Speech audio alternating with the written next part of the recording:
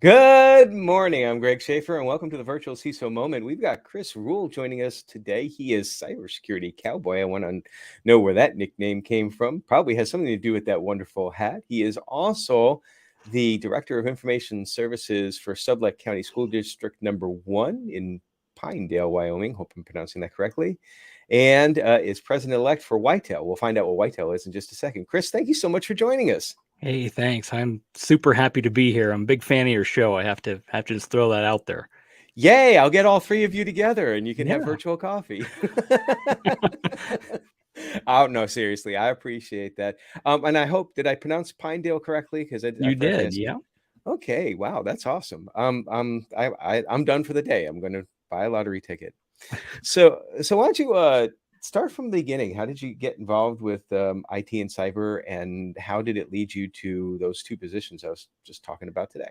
Yeah. So I definitely took a non-traditional path. I did not set out as a youngster to work in IT or cybersecurity. Well, growing up, cybersecurity wasn't even a thing, I right? was about to say, it's like, it wasn't like I was in first grade. It's like I want to be a blue or red teamer. It's like that kind of thing didn't exist. I Exactly. wanted to be a fireman is what I wanted to be. I guess that would have been a red teamer and policeman would have been blue teamer. Anyway, I digress.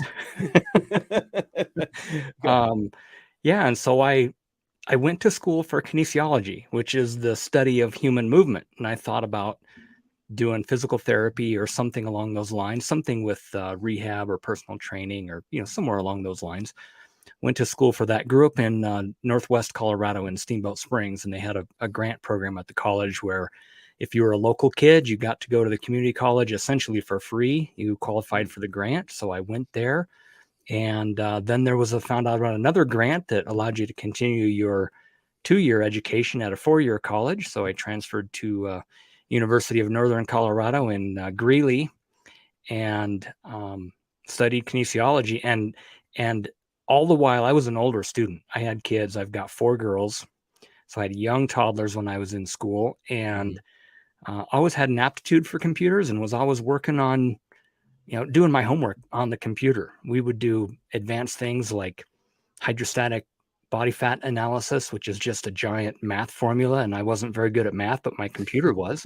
So I would program my computer to do it. And pretty soon I had people paying me $1 to run the calculations through my program. And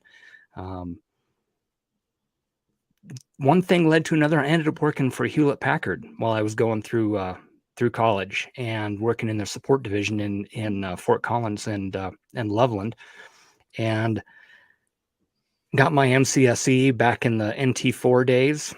Ah, yes, I And remember that. so the old school. And a job opened up in my wife's hometown in Northern Colorado, close to Steamboat, Kremling. And it was for a new position in schools. It was Director of Technology. And that was in 1999. And I've been working at the district level, managing technology in schools at the district level since 99. So that mainly was IT to start with. And then over the past several years, we saw all these things, where schools are getting breached and ransomware is happening. And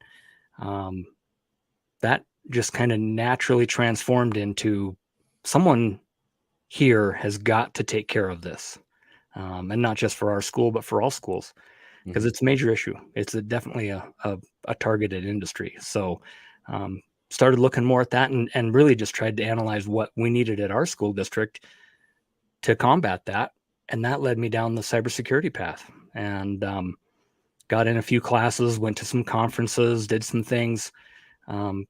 This is the cowboy state, so I would show up to conferences in my cowboy hat, and I just kind of became the cybersecurity cowboy. I had my hat. If I had really thought about this a little bit, I'm kind of going on a tangent here, but on occasion we'll go out to Jackson Hole, Wyoming, and one of the years that I was there, I had to get a hat, and the Stetson and all that. It's like I should have worn that. Except for that, I don't know if I could have put the headset. No, over it. You probably couldn't have. You'd had them upside down or something. Yeah. Yeah. Let's start a new trend. I don't know if that would work. I'd probably end up eating the, thing would be in my mouth or something. Be like a bit. I'd be like a horse, right? So, Yeah, everyone um, knows Jackson Hole, and where I'm at now is in Pinedale. So we're south of Jackson Hole. We're on the western side of the state, and it takes about maybe an hour and 20 minutes to get to Jackson Hole from where we're at. mhm. But we're definitely nestled right up against the Wind River Mountains there. And if you've been to Jackson Hole, then you know the scenery that we have here, the Tetons and the mountains that just stick up, and so it really is a pretty beautiful area of the country. Well, not only have I been to the Tetons, but one time we took a drive. We flew into Jackson Hole, but we flew out of Salt Lake and drove from Jackson Hole to Salt Lake. And I'm wondering if that's like on the way where you're at. It almost would No, seem to you be probably would have close. went through Afton. So there's two mountain ranges that kind of split the valley that we're in. There's the Wyoming range and the Wind River range. And you Hmm. were probably on the other side of the Wyoming range. So you skipped if you had gone to Rock Springs, if you'd have flown out of Rock Springs, which is a much smaller airport, you'd have gone through Pinedale. But you were definitely right in the neighborhood here. It would have been Yeah. considered local in Wyoming. I think Boise is considered local. Like That's right. Yeah, anything within 8 hour drive is local. Well, interesting path.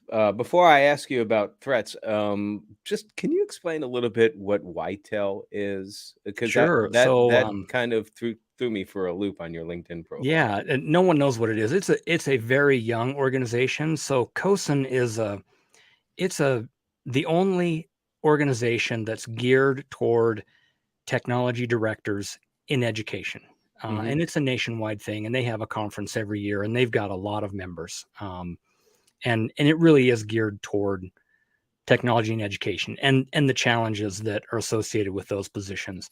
And many states have a local chapter. And we had a number of tech directors that were getting together on monthly meetings here in Wyoming just to try to hash through our common problems. And we decided, you know what, let's partner with a bigger organization. Let's create our own chapter. Hmm. And so we kind of are umbrellaed under that, but it's our local technology chapter for educational leaders. It's the Wyoming Technology Education Leaders Association. And I always learn at least one new thing on each of these discussions, and I have now learned something new. There you go. Would love to hear more about threats to, usually I'll ask about small and mid-sized businesses, but I really want to hear about threats, security and IT wise to education, because I'm sure that's a really, really tough area. And we'll get to that. You'll have 30 seconds to think about that. vCISO Services is a small, specialized, veteran-owned information security firm with a calling, founded on Christian values and focused on the needs of small and mid-sized businesses. Our passion is to help small and mid-sized businesses gain a fighting chance in an increasingly hostile cybersecurity threat environment by providing executive part-time virtual CISO services, information security risk management services, and CISO advisory services.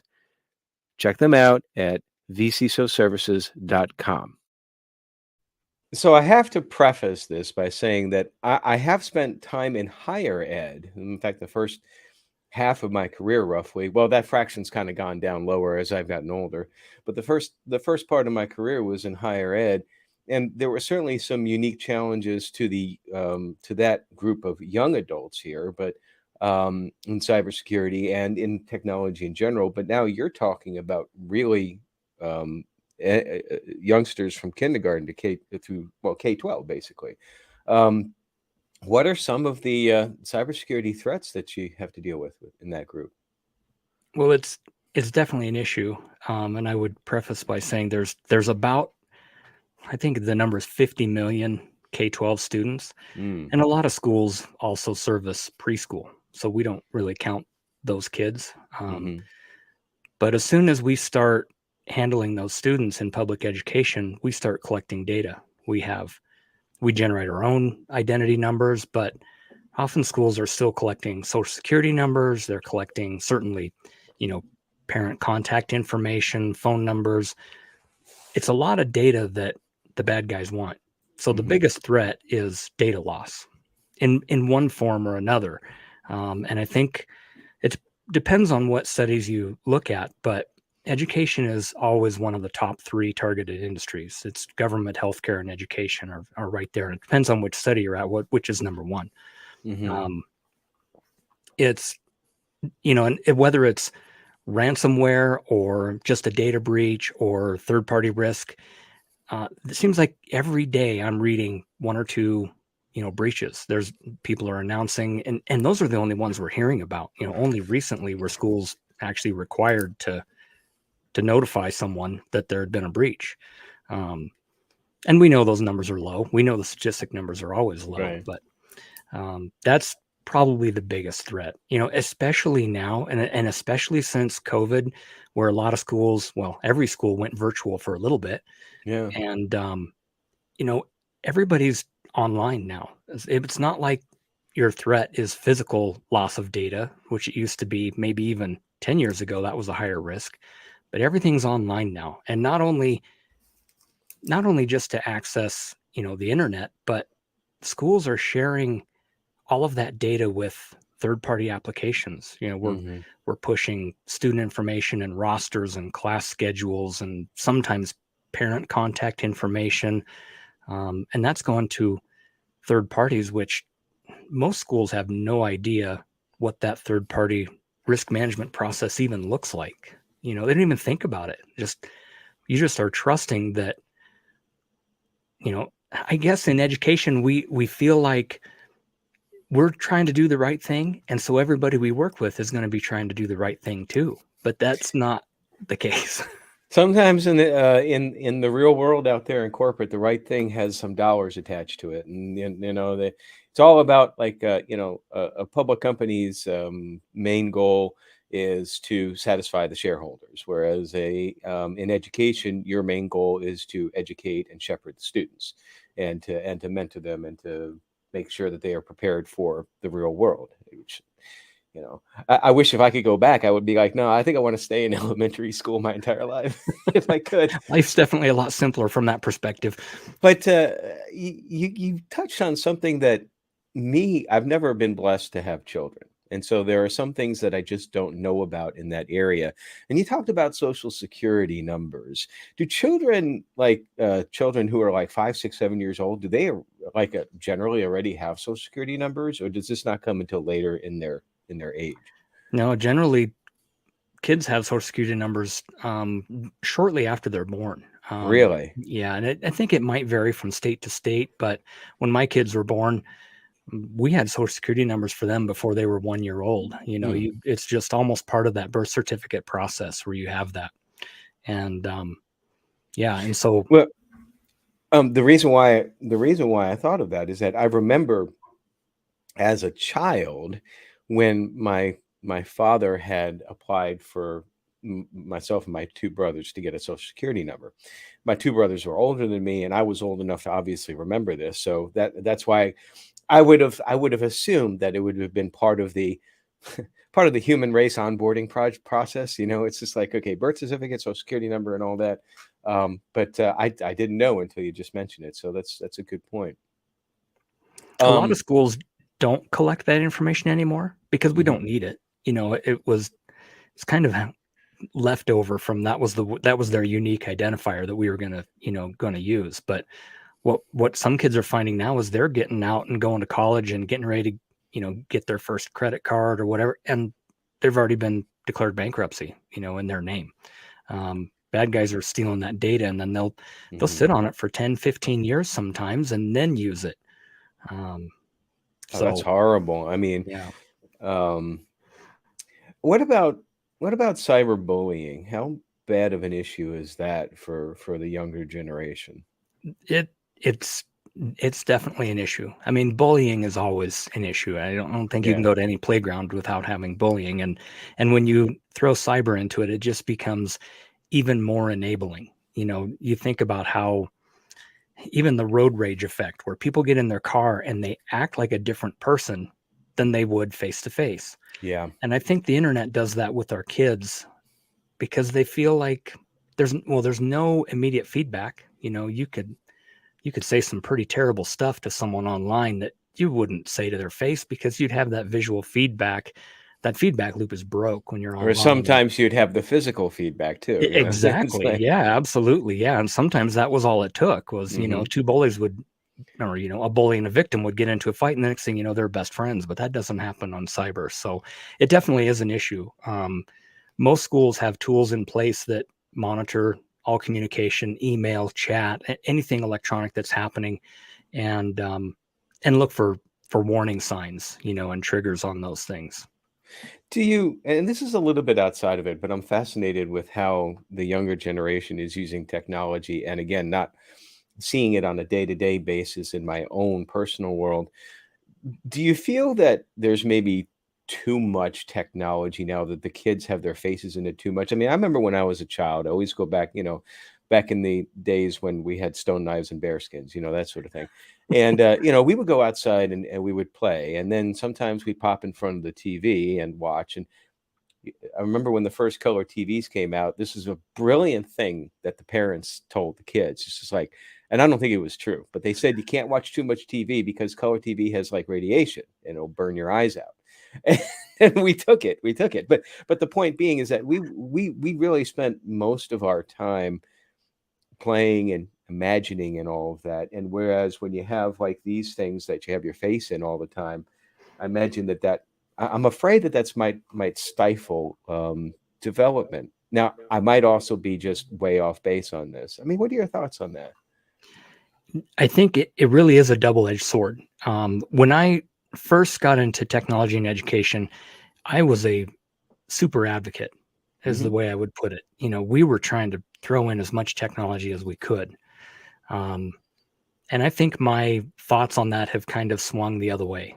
We have in our school and in most schools in the country now, we have devices or Chromebooks that we're giving our kids clear down to kindergarten.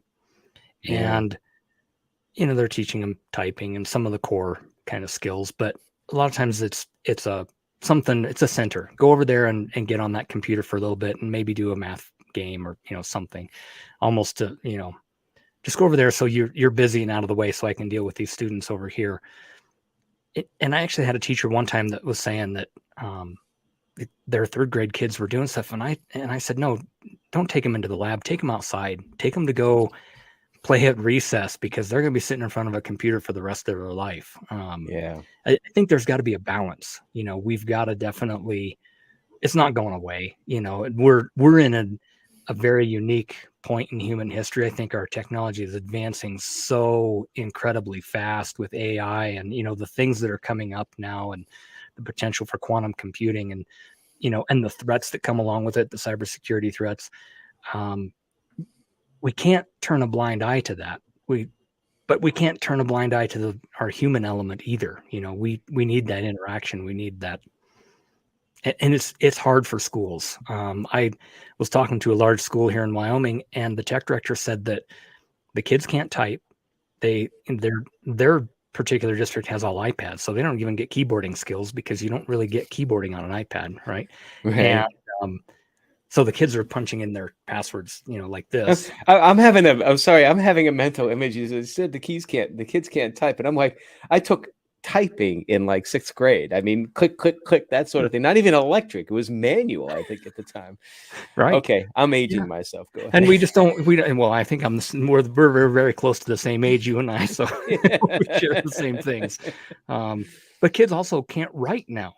Mm, We forego those calligraphy classes that I know you and I had when we were young. It wasn't called calligraphy, but that's basically what it was, is we were learning to write, and we wrote our yep. papers on. Penmanship Yeah, exactly. Yep. on the ruled paper. Yep. Yeah. Yeah. That's not, I'm not going to say it's not taught at all, but it's definitely not a focus anymore. Not as Mm. much as it was when you and I were in school. So kids are coming out of school. They can't type. They can't write. I shouldn't say they can't write. They can't write on paper. It's a physical thing. It isn't that they can't create, is what you're saying, or they can't Right. answer, that sort of Yeah. thing. Right. Nice pun. Yeah. So in some ways, it does seem like maybe we're going the wrong direction. Hmm. But I think it's just because everything is so challenging. There's so many obstacles, and um, And it's not just public education, it's this whole chaos theory. Everything is getting more complex, and there's no way around that, and we just have to do the best we can. Well, and that's a good segue into the same problems that we have. I know there's a lot of stress involved with IT and with cyber and having all of these devices around, and I'm constantly in it. And I mean, I have to do that for my job, but I have to make sometimes a really intentional effort to just put it down, lay it aside, and force myself to do something, because if I don't, I feel really crappy. If, like, I'm as a as an entrepreneur, I have the tendency to want to be working 24/7, and you just can't do that. You cannot sustain that. So I so much encourage folks to go out there and do something outside of cyber and IT. What's one of the things that you do to help get away from all that stress? Well, I try to tell my kids, whether they're my kids or the kids that I interact with at the school, I try to encourage them as much as they can to live a life that they don't have to take a vacation from, right? Which is Hmm. kind of core to that philosophy of what you're talking about. It's really easy to get overwhelmed, and it doesn't matter whether you're a carpenter or you're do cybersecurity or you're a programmer. Any much of one or too much of any one thing can be damaging. And Mhm. I'm a firm believer that you do have to step aside and do something different. Um, so I have a lot of varied hobbies that I do. I really enjoy board games. I love time with my family. My wife is a blessing. Absolutely. We've been married since 91, and somehow she still hangs around. And so that's, she's always there as a sounding board. I think, there's times you have to vent and talk about it. To like-minded people that understand, what you're going through. And sometimes it's just figuring out, oh, I'm not the only one that's seeing this. Everyone is having similar, issues. We do a lot of physical things. This past weekend, we were cutting firewood. We live in Mm. a log cabin here in Wyoming. It's got a wood stove, and so we were cutting firewood. And I tell you, just being able, different than IP and than IT is, when I leave work at the end of the day, I have very little to show that. I mean, I was busy all day and I did work. But when you get done stacking a pile of wood, you can Oh, yeah. stand back and go, I I've done did that. that. I've done that. I've done, and the splitting, that is a workout to do that if you It do it is. properly. But in fact, I think it's so important. I'm paraphrasing a buddy of mine. I had a little reunion of sorts with some folks from college recently, and we're talking about physical shape and mental shape, and he's like, one of the secrets now is, like, we can't, like, be building muscle like we did, like, when we were in our 20s, but we just got to keep moving. We just got to keep moving, and I think that's huge. And certainly splitting logs, you're doing a lot of moving there. So what are your future plans? You plan to split some more logs, or That's kind of never ending. yeah, if you Yeah. want heat. um, you know, I I don't know for sure. I'm kind of at this crux in my career where I still like what I do, but it becomes tiresome, and it feels like at some point, you're just like, man, should I just do something else? I would love to do some consulting and vCISO work specifically for education. Um, Hmm. I think I've got a really good understanding of how education works, from leadership to budgeting to, to all those aspects. And it doesn't matter whether it's a small district or a large district. Everyone, education really has this problem of not being able to protect itself right now and protect its data. And even if they have an incident, most schools don't have, they don't have an incident response plan. They don't know what to do. And so they also don't have the money to hire someone to do it full time. So I think a vCISO is the way that schools should go. Um, and I could see myself doing that. And because I really do like education, I like the idea that I'm working in an industry where you feel like you're making a difference. You may never see what that is, but you hope at some point you're having an impact. Some teachers, they never find out whether they had an impact on a kid, but they did. And I like that kind of ethical, moral, high ground of working in education. That's one of the reasons that I started doing it. Instead of producing widgets, we're producing children. We're producing our future leaders. And so I'd like to continue staying in education, but I think I would like to focus more on cybersecurity and helping other schools other than just my own. Well, it's interesting, that thing about making a difference, because I was thinking about that on a walk this morning. It's like there are some things I do that I'm not sure if I'm making a difference or not. But then again, it's like every now and then I'll hear something or I'll get some sort of validation. But really, I think from like my God perspective is that you're not in it to know that you're making a difference. You're in it to do what I'm needing you to do. And I think that so long as we follow that sort of path. Now, the vCISO world, I mean, obviously I'm a little biased there, because I mean, I love it. And I jumped into this 7 years ago. I highly encourage that. And certainly, if are there any virtual CISOs out there, firms that are looking for some really good experience in education for security purposes, give Chris a call. Absolutely. Chris, it's been absolutely wonderful talking with you. I wish we had more time. I want to learn more about everything Wyoming wise, but the next time we're out there, maybe we'll pop in and say, hey, it's like, everything's so should. close. Yeah. Right? If you come out this way, you let me know. Yeah. You give me a call anytime. We'll come out here. I'll take you fishing. We'll do some fun stuff. Awesome. Well, thank you so much for your time, and everybody stay secure.